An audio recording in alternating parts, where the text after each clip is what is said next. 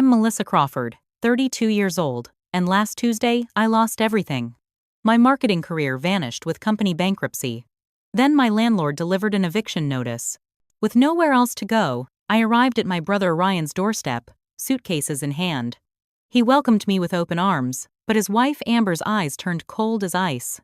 That night, thinking I was asleep, I heard her venomous words through the wall. "Why is this stupid Leech here? Get out!" Despite the tears burning behind my eyelids, I smiled the next morning and simply said, "Okay." Little did she know what would follow. Before we dive deeper into this roller coaster of betrayal and redemption, let me know where you're watching from in the comments. Hit that subscribe button and stay tuned to see how I rebuilt my life from absolute rock bottom. Before my world imploded, I was living what I thought was the dream. 8 years at Pinnacle Marketing had earned me a corner office with a view of downtown Chicago. Just 6 months earlier, I'd received the promotion I'd been working toward since I started, Director of Client Engagement.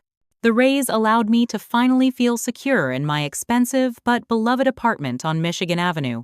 A small one-bedroom with floor-to-ceiling windows and a balcony overlooking the lake. It wasn't huge, but it was mine, filled with books and art I'd collected over the years, plants thriving on every surface. My life seemed perfectly on track. The bankruptcy announcement came without warning. Our CEO called an emergency meeting on a random Tuesday, his face ashen as he explained that our parent company had been cooking the books. Effective immediately, all operations were ceasing. Security guards stood at the doors as we packed our personal belongings into cardboard boxes. 8 years of my life, gone in an afternoon. My savings should have cushioned the blow, but life had other plans. My mother's cardiac surgery 3 months prior had drained my emergency fund. I'd happily paid her medical bills. The insurance wouldn't cover everything, and my parents' retirement savings were modest. Mom had always been there for me. It was my turn to help. But the timing couldn't have been worse. 2 weeks after losing my job, my landlord informed me that the building had been sold to developers. All tenants had 30 days to vacate. Ryan and I had been thick as thieves growing up. Just 3 years older, he'd been my protector, confidant, and occasional partner in crime. When our parents couldn't afford to help with my college tuition, Ryan, already working as a software engineer, had covered what my scholarships didn't. "Just pay it forward someday," he'd said. I'd always adored my big brother. Then came Amber. They met at a charity gala 5 years ago. Ryan, never the most socially confident person, had been completely captivated by her beauty and charm. Within 6 months, they were engaged. I still remember their engagement party, the first time I met Amber Jackson, soon to be Amber Crawford. She'd greeted me with air kisses and compliments on my dress that somehow felt backhanded. "It's so brave to wear something so casual to a formal event," she'd said, eyes scanning my carefully chosen cocktail dress. Throughout that evening, I noticed how she never left Ryan's side, her hand always possessively on his arm. Whenever old friends approached to reminisce about college days or family memories, she would smoothly redirect the conversation to their future plans. When Ryan stepped away to greet an arriving guest, Amber had cornered me by the champagne table. "Ryan talks about you constantly," she'd said, her smile not quite reaching her eyes. "It's sweet how close you are. But you know, he has a new life now. He needs to focus on us, on building our future together. I'm sure you understand." The message couldn't have been clearer if she'd written it in skywriting. After the wedding, my weekly dinners with Ryan dwindled to monthly, then quarterly. Our phone calls grew shorter, usually interrupted by Amber needing Ryan for something urgent. I tried maintaining the relationship, sending thoughtful birthday gifts and holiday cards, inviting them both to events. Amber always had a reason they couldn't make it. When I called Ryan in desperation after losing my apartment, the long pause on the other end of the line told me everything.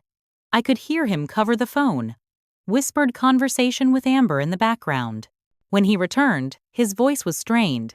"Of course you can stay with us, Mel. Just for a few weeks, right? Until you get back on your feet?" I'd promised it would be temporary, swallowing my pride. I had nowhere else to go. Their house in the suburbs was exactly what you'd expect from a glossy home magazine, perfectly coordinated furniture, not a throw pillow out of place. The lawn was manicured, the walkway lined with tasteful solar lights. It looked like a showroom, not a home where people actually lived. Ryan had helped carry my suitcases to the guest room, his smile apologetic but genuine. Amber stood in the doorway, arms crossed over her designer sweater.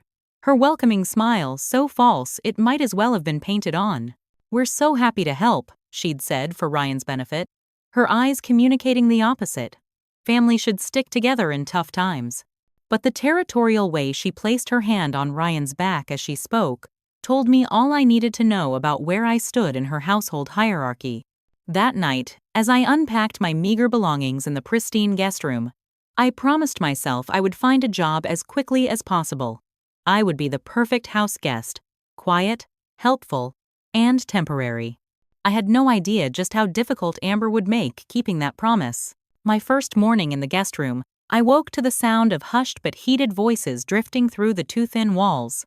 I didn't mean to eavesdrop, but Amber's words were impossible to ignore. "I don't care if she's your sister, Ryan. This is our home, not a charity shelter," she hissed. "How long is your charity case sister going to be taking up space here? A week? A month? Forever?" "She just lost everything, Amber." Ryan's voice was pleading. "What was I supposed to do? She's family." "Your family, not mine," Amber snapped back. "And don't think I don't see what's happening. First, it's just a few weeks. Then suddenly, she's a permanent fixture. She's always been too dependent on you." I pulled the pillow over my head, shame and anger burning in my chest. I wasn't a charity case. I'd never asked Ryan for anything since college. The unfairness stung, but it only strengthened my resolve to find work quickly. That determination faced an uphill battle. Chicago's job market was suffering, especially in marketing. Companies were downsizing, not hiring, and the collapse of Pinnacle had flooded the market with talented professionals just like me. I created spreadsheets tracking application status, networked aggressively, and tailored my resume for each position. My first interview seemed promising, a mid-level position at a boutique agency downtown. The creative director had seemed impressed with my portfolio and experience managing national campaigns. "We'll be in touch by the end of the week," he'd promised. The rejection email came 3 days later. "While we were impressed with your qualifications, we've decided to pursue candidates with more specialized experience." This became a pattern. Each morning, I'd dress in my interview suit, apply fresh makeup to hide the growing circles under my eyes, and head out with forced optimism. Each evening, I'd return to Amber's cold stares and Ryan's increasingly uncomfortable attempts at normalcy. Amber's tactics were subtle at first. She'd forget to tell me they were having dinner early, so I'd return to find empty plates in the sink and leftovers conspicuously absent.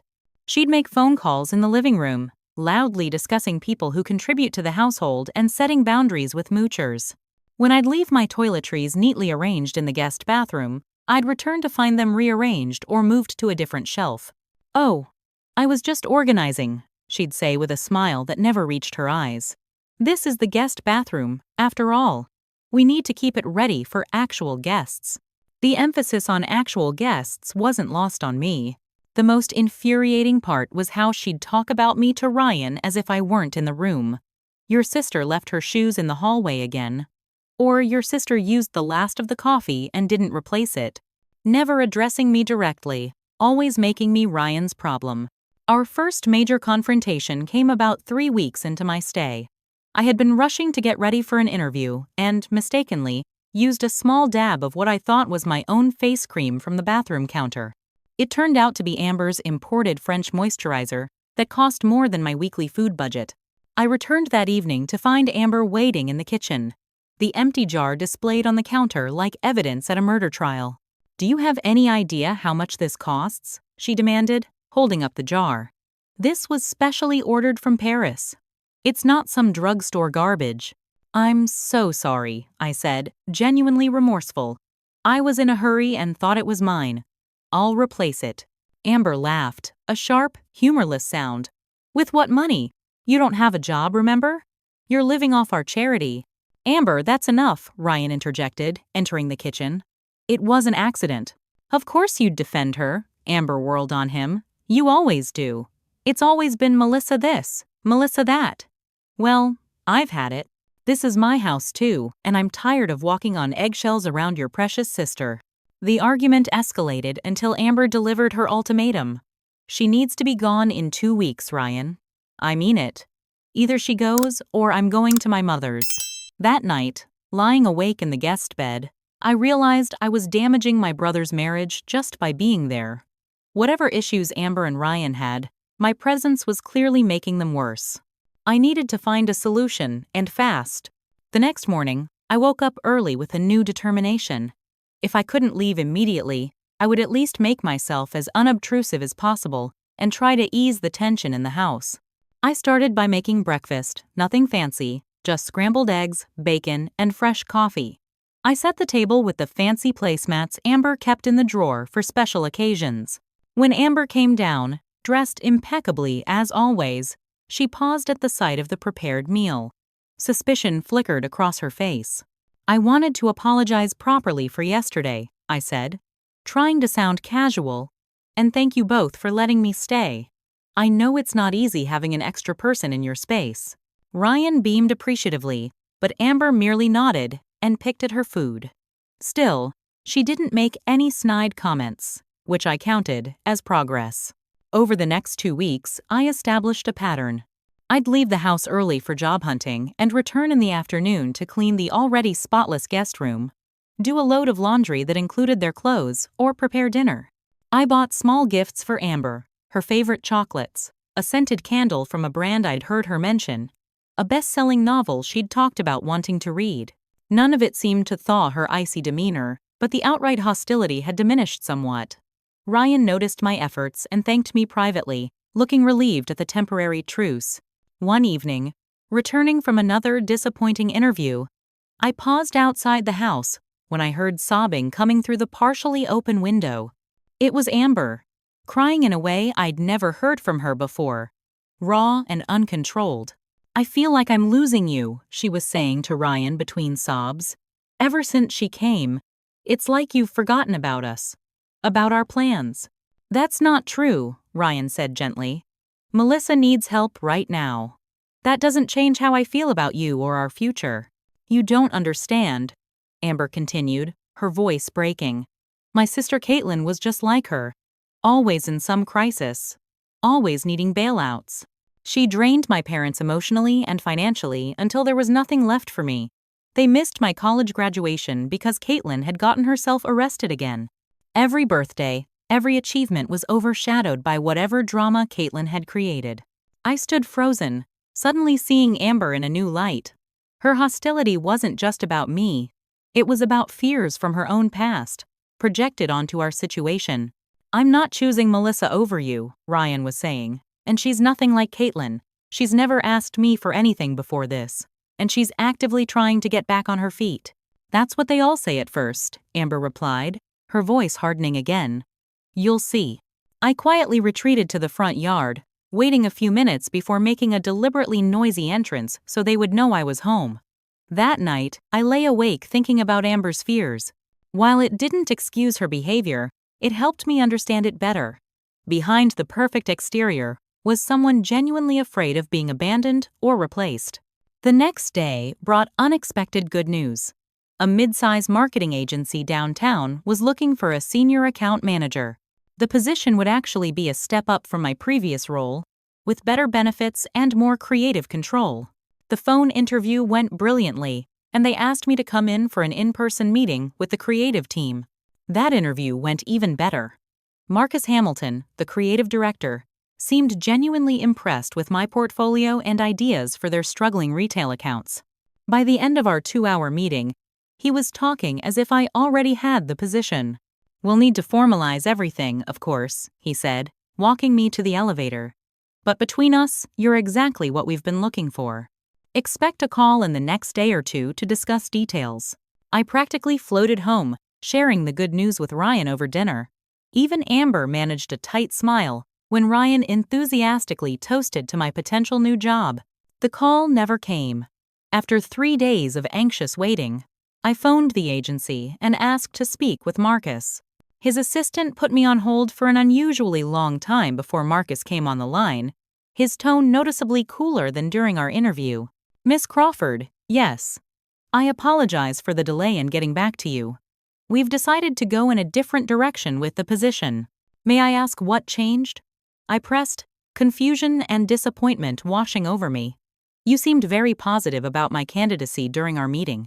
An uncomfortable pause followed. We received some concerning feedback about your previous work history. I'm not at liberty to discuss specifics, but it raised red flags we can't ignore. After hanging up, I sat in stunned silence. My work history was impeccable. I'd received glowing recommendations from everyone at Pinnacle, including the CEO. Something wasn't right. The truth emerged a week later when I ran into Jenna, a former colleague who now worked at the agency that had almost hired me. Over coffee, she hesitantly revealed what had happened. Someone called pretending to be your former supervisor at Pinnacle, she explained uncomfortably. They said you were fired for stealing client information and that you had a history of taking credit for other people's work. Marcus was really disappointed. He'd been excited about bringing you on. That's absurd, I exclaimed. Who would do such a thing? But even as I asked, I knew. There was only one person with both motive and opportunity.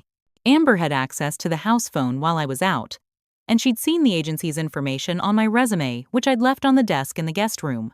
When I confronted her that evening, showing her the call logs I'd requested from the phone company that matched the exact time the agency had received the fake reference, she didn't even blink. I have no idea what you're talking about, she said coldly. Maybe you're not as hireable as you think you are. Maybe there's a reason you've been unemployed for months. I turned to Ryan, hoping he would see through her denial, but he looked torn and uncomfortable. Mel, I'm sure there's been some misunderstanding, he said weakly. Amber wouldn't do something like that. In that moment, I realized that no matter what evidence I presented, Ryan would choose to believe Amber. His need to preserve peace in his marriage outweighed his willingness to see the truth. And perhaps, deeper down, part of him wanted to believe I was somehow at fault, because the alternative meant acknowledging he had married someone capable of such deliberate cruelty. As April turned to May, and May to June, my mental state began to deteriorate. 3 months of unemployment, constant rejection, and living under Amber's subtle psychological warfare had taken its toll. The confident marketing executive I once was seemed like a stranger from another lifetime. I began having anxiety attacks when alone in the house with Amber. The sound of her key in the door would send my heart racing, my palms sweaty as I braced for whatever new passive-aggressive tactic she had planned. I'd spend hours in the guest room, door closed, applying for jobs I was increasingly convinced I would never get. Depression settled over me like a heavy blanket.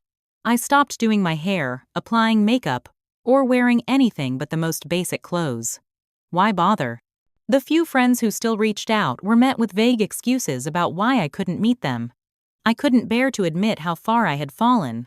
I missed my independent life, my career, even my tiny apartment with the temperamental water heater. I missed being someone people respected, someone with purpose and direction. Now, I felt like exactly what Amber accused me of being: a leech, a burden, a failure. In late June, Ryan and Amber hosted a Sunday dinner for our parents, who were visiting from their retirement home in Florida. Mom had recovered well from her surgery, though she still tired easily. Dad fussed over her constantly, carrying her purse and making sure she was comfortable on the couch. Amber transformed into the perfect hostess before their eyes, serving a beautiful roast with all the trimmings, laughing warmly at Dad's corny jokes, insisting Mom take the most comfortable seat. Looking at her, you'd never guess she was the same woman who had accidentally dumped an entire load of my laundry in the muddy backyard just 2 days earlier during a rainstorm. Throughout dinner, Amber managed to work in subtle digs about my situation. Melissa is being so patient with her job search, she said, placing a sympathetic hand on mine that made my skin crawl. Sometimes I wonder if she's being too selective, but she insists on waiting for the perfect position. I'm not being selective, I corrected, trying to keep my voice even. The market is just very competitive right now. Of course it is, dear, Amber replied with a patronizing smile. 4 months is perfectly normal in this economy. As dessert was served, Mom brought up the topic I'd been dreading. Honey, "Your father and I have been talking," she began, sharing a look with Dad. "We have that spare bedroom now that we've converted the office. Why don't you come stay with us in Florida for a while? Get a fresh start?" The offer was tempting on one level: escape from Amber's torment, and the thought of leaving Chicago, of admitting complete defeat and starting over at my parents' retirement community at 32, was too much to bear. "I appreciate that, Mom," I said carefully, "but all my professional contacts are here. Once I find a job, I'll be able to get my own place again." "It's been 4 months, sweetie," Dad said gently. "Sometimes a change of scenery is what you need." "She loves it here, don't you, Melissa?" Amber interjected with false brightness. "Ryan and I keep telling her she can stay as long as she needs. We're family, after all." The look of gratitude my father gave Amber made me want to scream the truth. Instead, I excused myself to use the bathroom, splashing cold water on my face to keep the tears at bay. Later that week, I was searching the attic for a warmer jacket as the summer weather had turned unseasonably cool. Among the storage boxes, I discovered a carton labeled Ryan Childhood. Curiosity got the better of me, and I opened it to find a treasure trove of memories, report cards, sports trophies, and a stack of photos. I sat cross-legged on the dusty attic floor, flipping through pictures of Ryan and me building sandcastles at the lake, posing in our Halloween costumes, opening Christmas presents. At the bottom of the box was a bundle of letters tied with a faded ribbon. Notes Ryan and I had written to each other during the summer he spent at computer camp when he was 14 and I was 11. Childish handwriting detailing daily adventures, signed with your loving sister and your awesome big brother. "What are you doing?" I looked up to see Ryan standing at the attic entrance, his expression unreadable. "I was looking for a jacket and found these," I explained, holding up the photos. "Remember this one? When you pushed me into the lake and I pulled you in after me?" A smile broke through his serious expression as he crossed the room and sat beside me. Dad was so mad about his camera getting wet. For the next hour, we reminisced over the photos and letters, laughing at forgotten memories, temporarily reclaiming the closeness we had lost. For the first time in months, I felt like I had my brother back. Then came the sound of heels on the stairs, and Amber appeared in the doorway, her expression darkening as she took in the scene. "What's going on here?" she demanded, eyes narrowing at the box between us. "Just looking at some old photos," Ryan said, his voice immediately taking on the cautious tone he always used around Amber when she was upset. "Going through our things without asking," Amber corrected, emphasizing the hour as she stepped into the attic. "These storage areas are private, Melissa." "I would think that would be obvious." "They're my childhood photos too," I pointed out, trying to keep my voice neutral. "In our house, in our attic." Amber insisted. "Ryan, I can't believe you're okay with this invasion of privacy." And just like that, the moment was shattered. Ryan mumbled something about putting everything back properly and helped me return the photos to the box. The brief reconnection we'd shared evaporated under Amber's cold stare. The next morning, Amber burst into the guest room without knocking, her face a mask of rage. "Where is it?" she demanded, yanking open the dresser drawers and rifling through my belongings. "Where is what?" I asked, genuinely confused as I stood from the desk where I'd been updating my resume. "My grandmother's necklace," she snapped. "The pearl pendant she gave me on our wedding day. It's missing from my jewelry box, and you were the only one home yesterday afternoon." "I haven't touched your jewelry," I protested. "I wouldn't do that." "Save it." She cut me off. "I know it was you. Ryan's at work. The cleaning lady doesn't come until Thursday. And that necklace was there yesterday morning." What followed was a humiliating house-wide search. Amber insisted on checking every drawer, shelf, and bag in the guest room. She even made me empty my purse on the bed, examining each item as if I were a criminal. Ryan came home during the search, looking distressed but not stopping his wife's invasive inspection. After an hour of this degrading exercise, Amber suddenly remembered she had moved the necklace to a different section of her jewelry box. The pendant was found nestled among her earrings, exactly where she had placed it herself. "Well, I could have sworn," she muttered, not meeting my eyes. There was no apology, no acknowledgement of the baseless accusation or the violation of my privacy. Ryan tried to smooth things over with an uncomfortable laugh about how we all misplace things sometimes, but the damage was done. The message was clear. In this house, I was a suspect, not a guest, and certainly not family. By the end of July, I had been unemployed for 3 full months. My savings were completely depleted. I had borrowed small amounts from friends until I was too ashamed to ask for more. The few freelance projects I managed to secure, writing copy for a local bakery's website, helping a former colleague with a presentation, barely covered my phone bill and the minimum payments on my credit card. Amber's tactics had escalated from passive-aggressive to openly hostile. She began locking the refrigerator when Ryan was at work, claiming it was to keep track of food expenses. I survived on granola bars I kept hidden in my suitcase and cheap fast food when I could afford it. My laptop, essential for job hunting and the freelance work keeping me afloat, mysteriously fell from the desk one day when I was out. Its screen shattered beyond repair. Amber expressed exaggerated sympathy, suggesting that maybe it was the cat, though they didn't have one. The most painful episodes were when Amber invited her friends over for coffee or wine. She would introduce me with a pitying smile. "This is Ryan's sister, Melissa. She's staying with us until she gets back on her feet." It's been, 4 months now? The women would exchange knowing looks, their eyes scanning my increasingly shabby clothes and unwashed hair.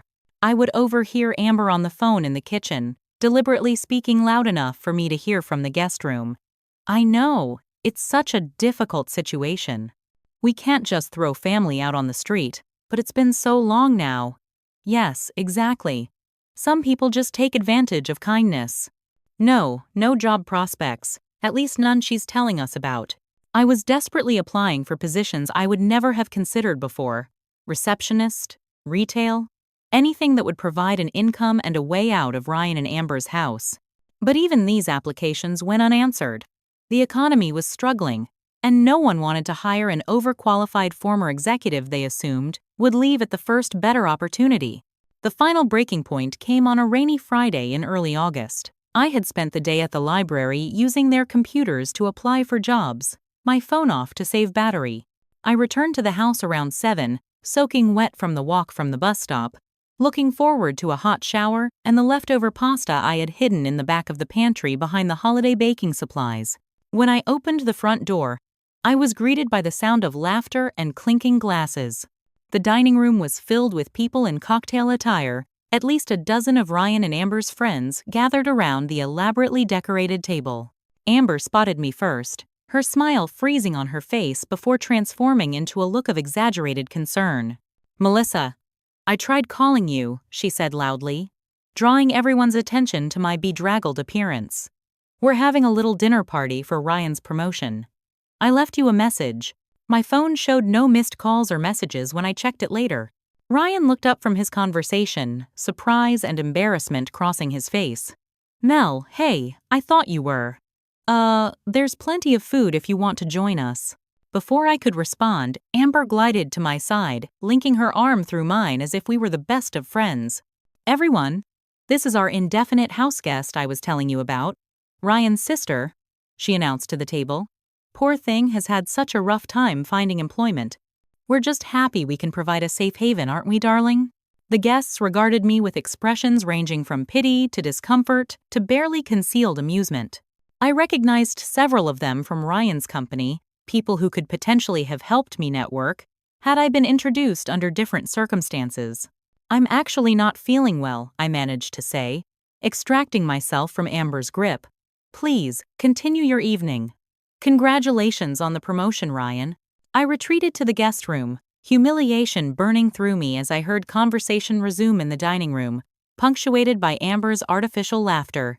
I sat on the edge of the bed, still in my wet clothes, and faced the truth I had been avoiding. This situation was untenable. Something had to change, even if I had no idea what came next. I was pulling my suitcase from under the bed when the door burst open without a knock. Amber stood in the doorway, the facade of the gracious hostess completely gone. "What the hell was that?" she hissed, closing the door behind her. "You embarrassed me in front of everyone, looking like a drowned rat." "I didn't know about your dinner party," I replied, continuing to fold my meager belongings into the suitcase. "You didn't tell me." "Because you weren't invited," she snapped. "This is my house. My dinner party. You're just a squatter who's overstayed her welcome by months. I'm leaving, I said quietly, zipping the suitcase closed.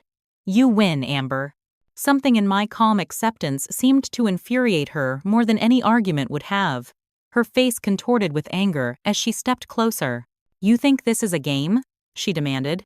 You waltz in here, disrupt our lives, take advantage of Ryan's guilt complex, and now you're the victim? Why is this stupid Leech here? Get out! The words echoed in the sudden silence that followed. Standing in the doorway behind Amber was Ryan, his face drained of color as he witnessed his wife's unfiltered rage. I looked from Ryan's shocked expression to Amber's furious one, and a strange calm settled over me. For months, I had been drowning in shame and desperation, seeing myself through Amber's eyes, as worthless as a burden. But in that moment of crystal clarity, I understood that the problem had never been me. Okay, I said simply, picking up my suitcase. I walked past both of them, down the stairs, and out the front door into the rain. Ryan remained frozen in shock, unable to immediately respond as I walked away from the life I had known, with no destination in mind. The Bluebird Motel had definitely seen better days. The neon sign flickered intermittently, several letters permanently dark.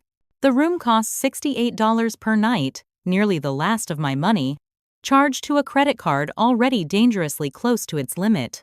Room 114 smelled of industrial cleaner barely masking decades of cigarette smoke.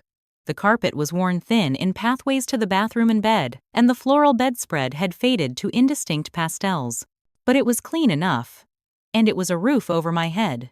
I sat on the edge of the bed, still in my damp clothes from the rainstorm, and stared at my phone. 3% battery remained. I should call my parents. They would wire money immediately. Book me a flight to Florida. Open their home without question.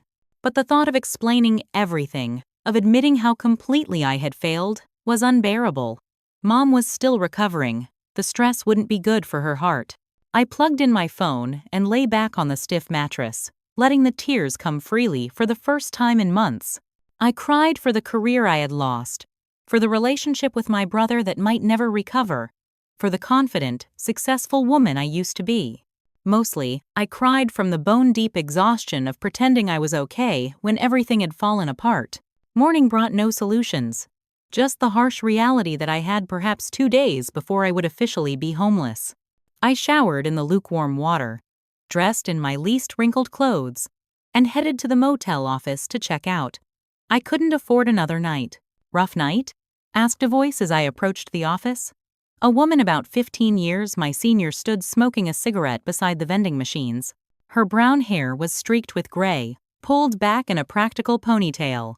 Despite the early hour, she looked alert and put together in jeans and a crisp button-down shirt. That obvious, huh?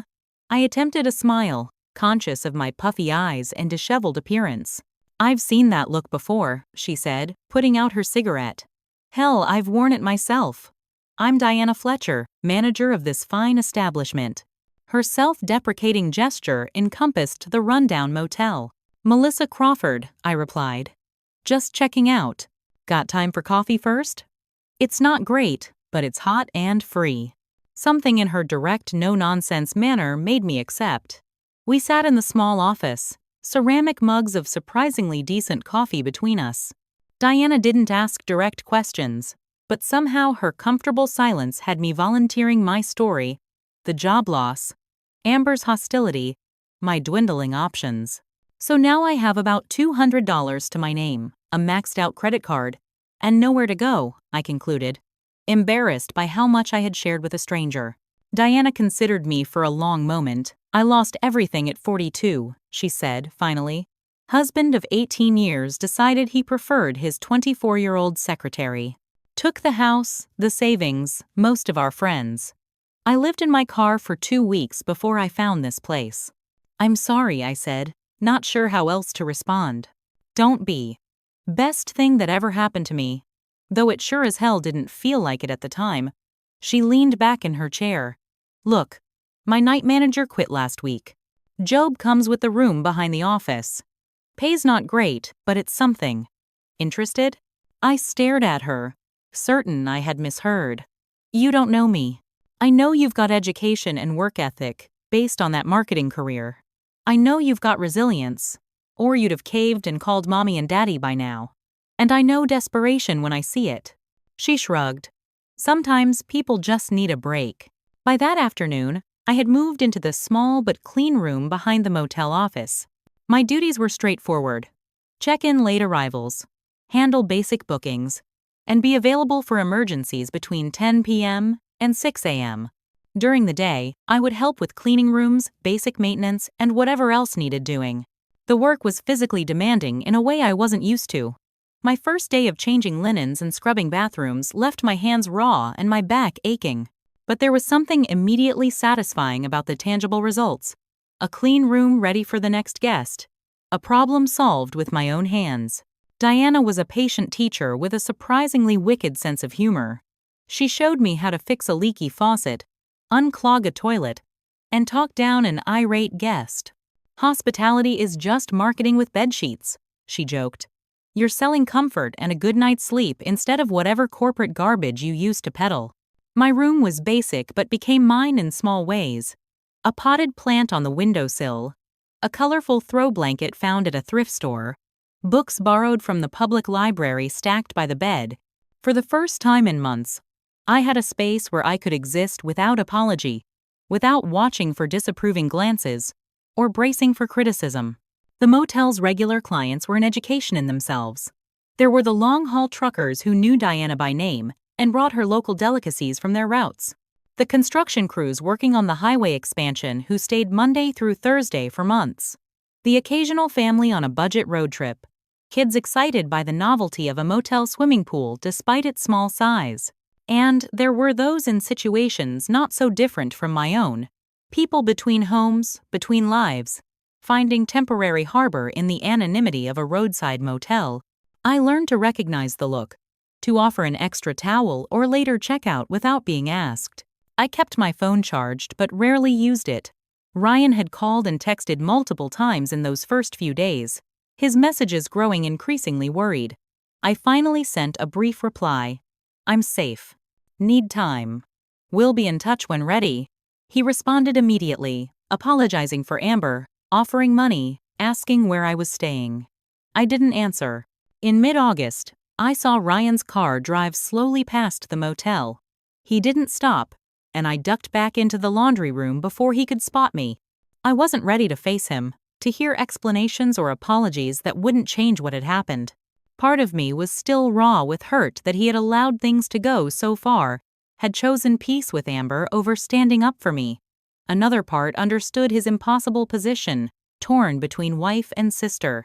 Mostly, I was focused on rebuilding my own life piece by small piece. Diana noticed the change in my demeanor after Ryan's drive-by. Ex-boyfriend? She asked as we sorted clean towels. My brother, I explained. I'm not ready to talk to him yet. She nodded, understanding without needing details. Family's complicated. I haven't spoken to my sister in 6 years. What happened? I ventured. Diana's hands stilled on the towels. She said some things at our mother's funeral. I said some things back. Neither of us has figured out how to unsay them. Her matter-of-fact tone couldn't quite hide the old pain. Sometimes I think about calling her. Then I remember why I haven't. Do you regret it? Not speaking for so long? She considered the question seriously. Some days. But relationships are two-way streets. You can only control your side of the road. That night, alone in my room, I thought about Ryan, about our shared childhood, about the brother who had helped fund my education and who had taken me in during my lowest moment. I also thought about his silence during Amber's escalating cruelty, his unwillingness to see the truth when it was right in front of him. I wasn't ready to forgive, but I was beginning to understand that rebuilding my life didn't require cutting him out of it forever. It just required building myself back up first, becoming strong enough that I could engage with him from a place of security rather than need. By September, I had a routine, a purpose, and a small but growing savings account. I was no longer just surviving. I was finding my way back to living. The panic attacks had stopped. I slept through the night more often than not. I had even made a few friends among the local shopkeepers and regular guests. It wasn't the life I had imagined for myself, But it was a life I was creating on my own terms. And for now, that was enough. Melissa? There's someone asking for you at the front desk. I looked up from the leaking ice machine I was attempting to repair, wiping my hands on a rag. Diana stood in the maintenance room doorway, her expression unreadable. Who is it? I asked, though I already knew. Something in the air had shifted that morning. A premonition that the careful bubble I had constructed around my new life was about to be punctured. Says he's your brother, Diana confirmed. Want me to send him away? I took a deep breath, smoothing my hair back from my face. No. I'll talk to him. Ryan stood awkwardly by the reception desk, looking out of place in his tailored business casual clothes amid the motel's faded decor. 6 months had changed him. He had lost weight, and his normally neat hair needed a trim. When he saw me, his face brightened with relief that quickly gave way to uncertainty. Mel, he said simply, you look good. I nodded, suddenly tongue-tied in the face of this collision between my past and present lives. How did you find me? I didn't, actually. I've been checking motels within 50 miles of the city for months. This was number 23 on my list. He attempted a smile that didn't quite reach his eyes. Can we talk? Please? Diana caught my eye from behind the desk, her raised eyebrow silently asking if I needed an escape route. It's okay, I assured her. Ryan, there's a diner down the street. We can talk there. The Sunrise Diner was a local institution with vinyl booths, fluorescent lighting, and the best apple pie in the county according to a faded certificate on the wall. The lunch rush had ended, leaving the place nearly empty as we settled into a booth by the window. Ryan fidgeted with his paper napkin, folding and unfolding it into smaller squares. I waited, letting the silence stretch between us until he was ready to speak. I'm sorry, he finally said, meeting my eyes. I'm so sorry, Mel. For everything. What exactly are you sorry for? I asked quietly. For inviting me to stay? For not standing up to Amber? For letting me walk out into the rain with nowhere to go? All of it, he admitted, the napkin now shredded between his fingers. I failed you. I knew what was happening, and I kept hoping it would get better. That Amber would come around if I just kept the peace. That you'd find a job and everything would work out. He ran a hand through his hair, a gesture so familiar it made my chest ache. By the time I realized how bad things had gotten, you were gone. The waitress interrupted with coffee, giving me a moment to collect my thoughts. When she left, I stirred cream into my cup, choosing my words carefully. Why are you here now, Ryan? It's been 6 months. He took a deep breath, his hands flattening on the table. Amber and I are getting divorced. Whatever I had expected, it wasn't this. Because of me? No, he said firmly. Not because of you. Because of who she is. Who she's always been, and who I refuse to see. He took a sip of coffee, grimacing at the bitterness. After you left, things got worse, not better. Amber was furious that I defended you, that I wanted to find you. She started monitoring my phone, my email, even following me sometimes. I listened in growing disbelief as Ryan detailed the months following my departure. Without me as a target, Amber's controlling behavior had focused entirely on Ryan. She isolated him from friends, created scenes when he wanted to visit our parents, questioned his whereabouts constantly. I started seeing a therapist, Ryan continued. At first, just to deal with the guilt about you, but then to understand why I was letting Amber treat me this way. Dr. Matthews helped me recognize the patterns. How Amber had been isolating me for years, making me dependent on her approval, gaslighting me when I questioned her behavior. Why didn't you see it sooner? I couldn't help asking. It was so obvious to me. Because I didn't want to, he admitted. Because acknowledging the truth would mean accepting that I had chosen someone who could be deliberately cruel, that I had enabled her treatment of you, that our entire marriage was built on control rather than love. He looked at me with raw honesty. It was easier to believe you were exaggerating or misinterpreting than to face what that said about my choices. The waitress returned to refill our cups. We both ordered slices of the famous apple pie, the ordinary action grounding us in the midst of this extraordinary conversation. The final straw came 2 months ago, Ryan continued. I discovered Amber was having an affair with James Peterson, my team lead at work. Had been for at least a year. He laughed hollowly. The irony is, I wouldn't have found out if she hadn't been checking my work email looking for messages from you. She forgot to log out of my laptop, and a message from James popped up that made everything clear. I'm sorry, I said, genuinely meaning it despite everything Amber had done to me. Don't be. It was the wake-up call I needed. Ryan straightened in his seat, a new resolve in his expression. I moved out that day, filed for divorce the following week. It hasn't been easy. Amber is contesting everything, claiming abandonment, demanding the house and half my savings. Is that why you look so tired? I asked gently. Partly. She's made some pretty outrageous claims to our friends, my colleagues, even mom and dad. According to Amber, I'm unstable, potentially violent, definitely having a midlife crisis. He rubbed his eyes. But the truth is coming out. Her affair with James became common knowledge at work. And when I finally told people about how she treated you, how she sabotaged your job prospects, they started connecting the dots with other things they'd witnessed. The pie arrived, the scent of cinnamon and warm apples filling the space between us. I took a bite, letting the sweetness contrast with the bitterness of our conversation. She had access to all our accounts. Ryan continued after a moment. I discovered she's been hiding money, running up secret credit cards in my name. There's over $40,000 in debt I knew nothing about. That's why you lost weight, I realized. The stress. He nodded, pushing his pie around the plate without eating. The divorce proceedings are ongoing. I'm living in a one-bedroom apartment near the office. Starting over at 35. He looked up with a sad smile. Not so different from you, I guess. The simple acknowledgement that we were both rebuilding lives Amber had tried to destroy created a bridge between us, fragile but real. I've been searching for you since the night you left, Ryan said. I should have followed you immediately, but I was in shock. By the time I got in the car, you were gone. I've checked shelters, hospitals, every friend I could think of.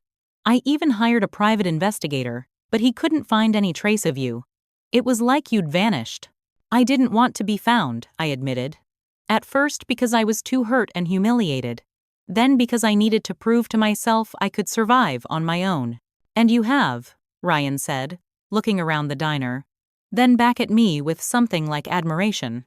You don't need me or anyone else. I get that, but I needed to find you. To tell you how sorry I am. And to make sure you're okay. For the first time since sitting down, I felt the tight knot of hurt in my chest begin to loosen. My brother had failed me when I needed him most. That was true. But he had also never stopped looking for me. Never stopped trying to make amends. There was value in that persistence. That loyalty. However belated. I'm okay, I assured him.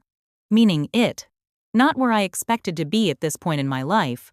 But I'm figuring things out. You always do, Ryan said with genuine warmth. You're the strongest person I know, Mel. You always have been. As we finished our pie and ordered more coffee, the conversation shifted to lighter topics. Updates on our parents, mutual friends, Ryan's new apartment. It felt tentative but hopeful. Like the first green shoots after a long winter.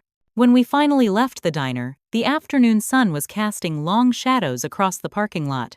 We stood beside Ryan's car, neither quite ready to say goodbye. Can I see you again? He asked hesitantly.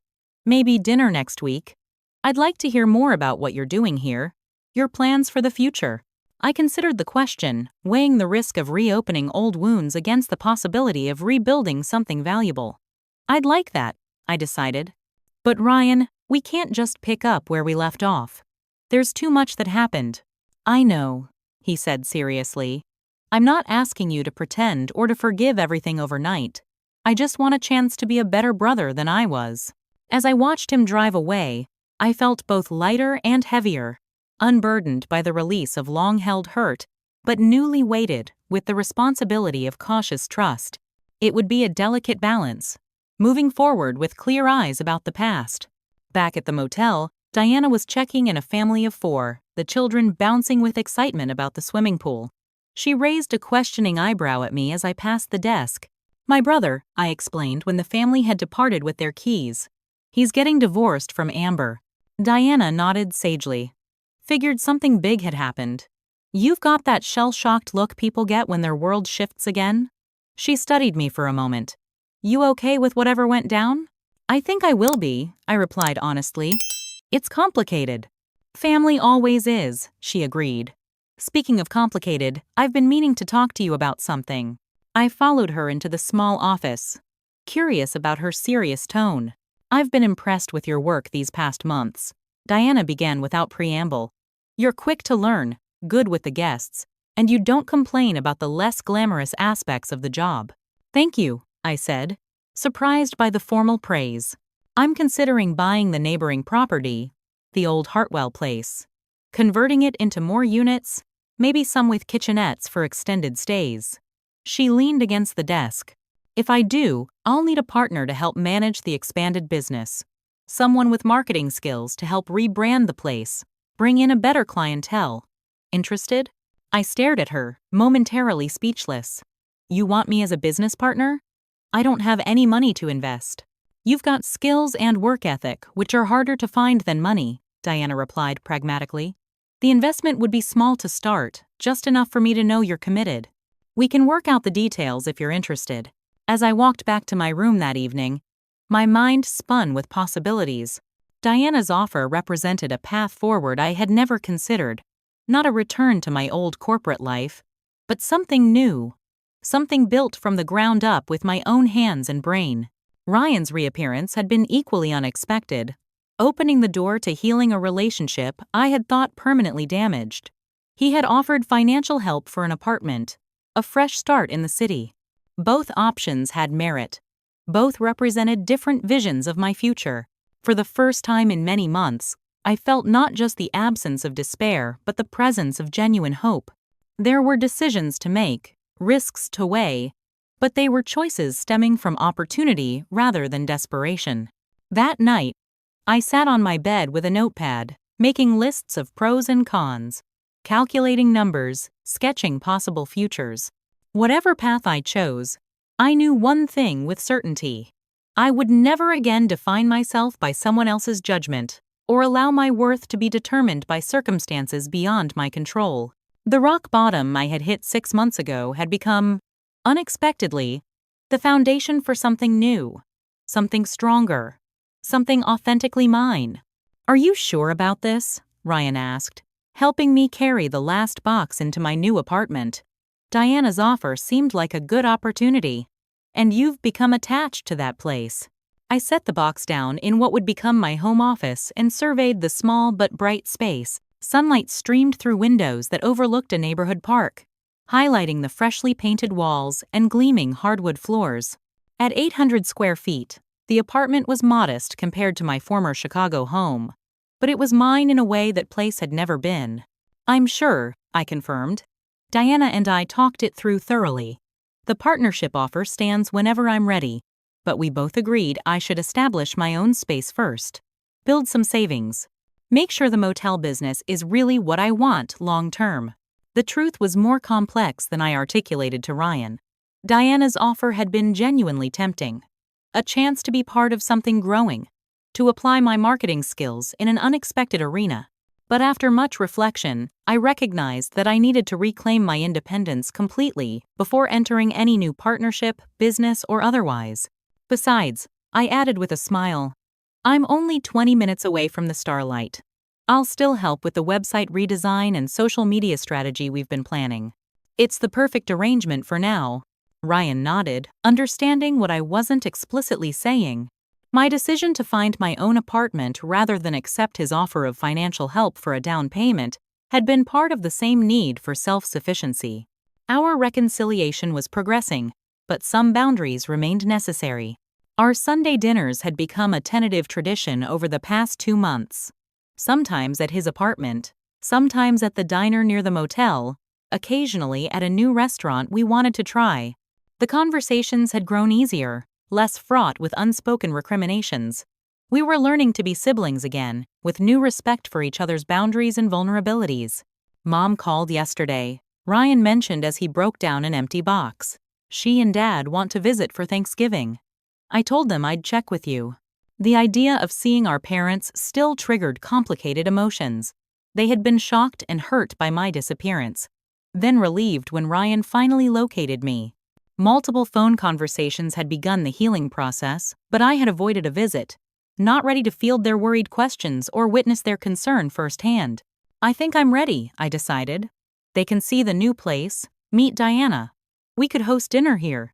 Ryan looked surprised but pleased. I'll let them know. Dad will probably insist on cooking the turkey himself, you know that. As long as Mom makes her cranberry relish, he can cook whatever he wants. I laughed.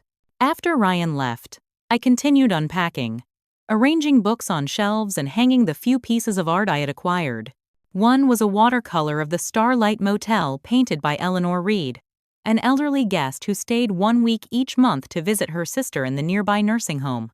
She had given it to me as a thank you for helping her navigate the facility's complicated visiting restrictions during COVID protocols.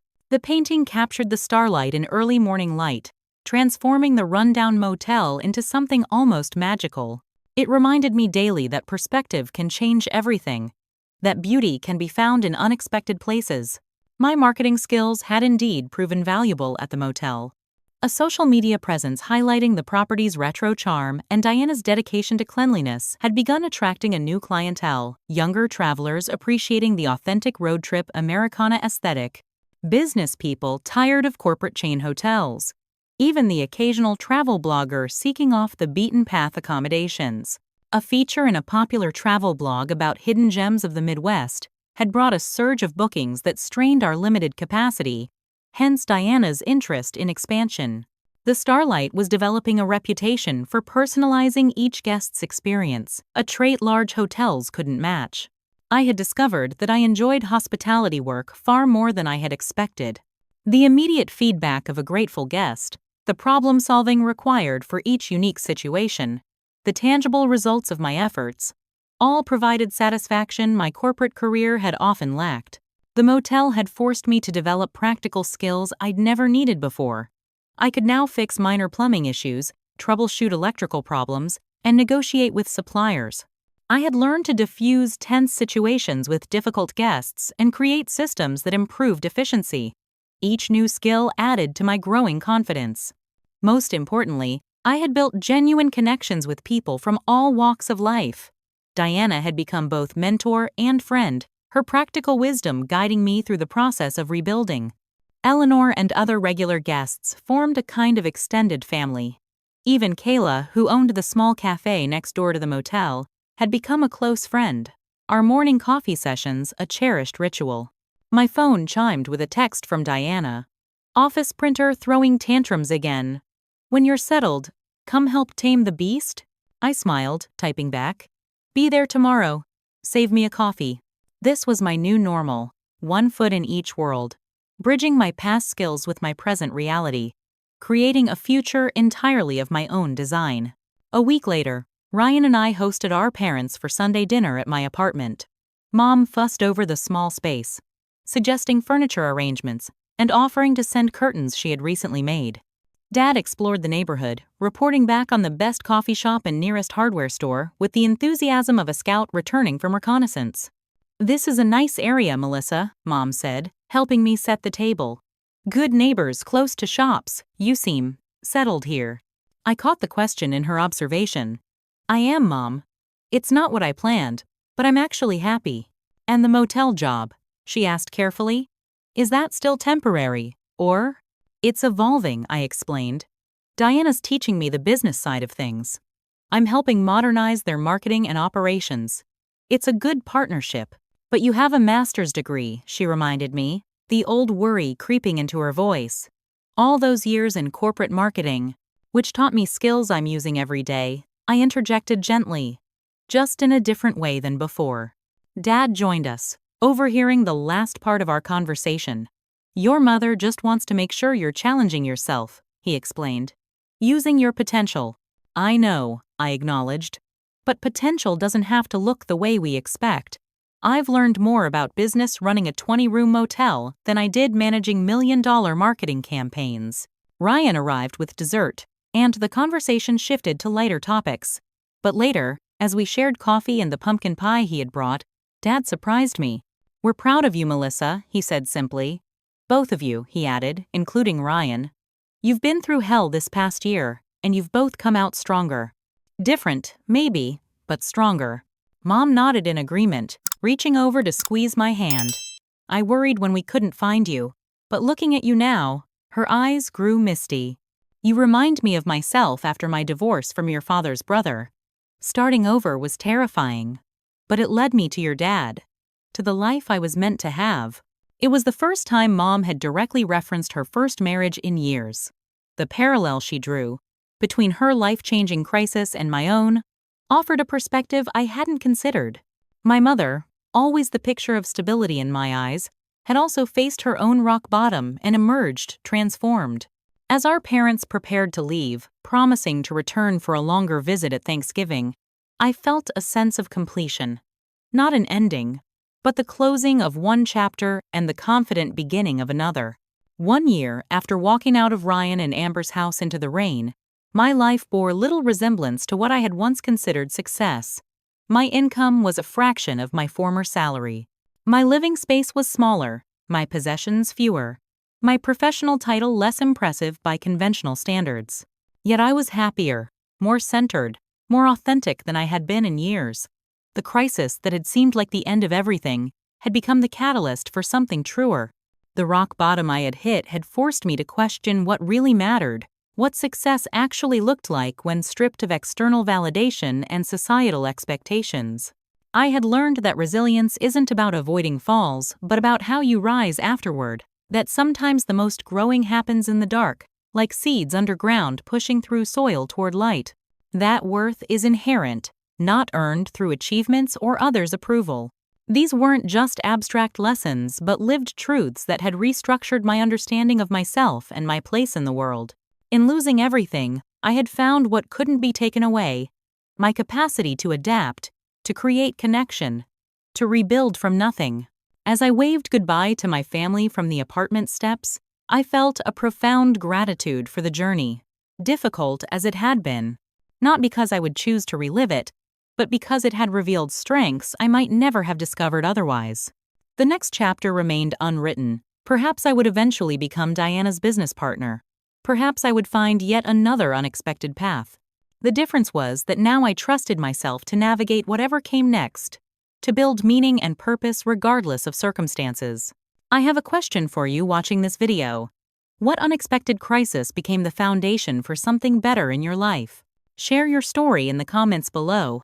Your experience might be exactly what someone else needs to hear right now. If this resonated with you, please hit that subscribe button and like this video so others can find it too. Remember, sometimes what feels like your worst moment can become the beginning of your most authentic life. Thank you for watching, and I'll see you in the next video.